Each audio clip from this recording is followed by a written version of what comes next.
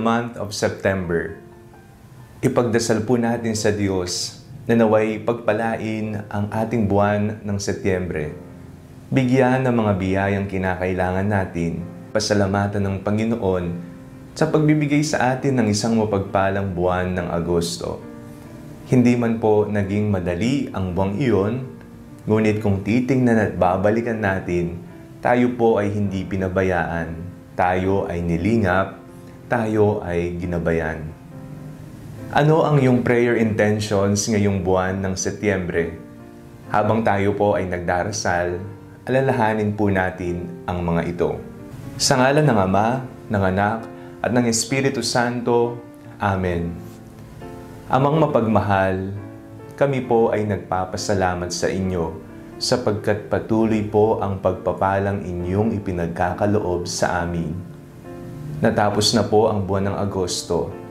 Kami po'y taus-pusong nagpapasalamat sa lahat ng pagpapala, paggabay at mga aral na inyong ibinigay sa amin. Hindi man po naging madali ang buwang iyon, ngunit nakita po naming buhay na buhay ang iyong presensya at ang galaw ng iyong mapagpalang kamay. Ngayon pong kami nagsisimula sa isang panibagong buwan, ang buwan ng Setyembre. Hinihiling po namin kami ay inyong basbasan. Ipagkaloob po ninyo, Panginoon, ang lahat ng mga biyayang aming kinakailangan. Basbasan niyo po kami ng isang malusog na pangangatawan. Bigyan niyo po ng trabaho ang lahat na naghahanap ng trabaho. Bigyan niyo po ng kagalingan at talino ang lahat ng mga mag-aaral. Ipinagdarasal po namin ang mga may sakit, naway bigyan sila ng kagalingan. Ito man ay sa pisikal, emosyonal, o maging spiritual. Bigyan niyo po ng negosyo ang lahat ng naghahanap ng hanap buhay.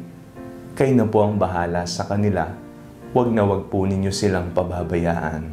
Sa mga kapatid po naming kapuspalad na walang makain, masilungan, huwag niyo po silang pababayaan. Naway magpadala po kayo ng mga mabubuting tao na kakalinga at lilingap sa kanila. Ngayong buwan ng Setyembre, kayo po ang aming Panginoon at mananatili sa habang panahon na kayo ang aming Diyos. Sa ngalan ni Jesus na aming Panginoon. Amen. Sa ngalan ng Ama, ng Anak, at ng Espiritu Santo. Amen. Ano ang iyong prayer intention? I-comment mo na sa comment section below at huwag na huwag mong kakalimutang i-like ang video ito at i-share mo ito sa iyong pamilya, mga kaibigan, kamag-aral o katrabaho. God bless you po.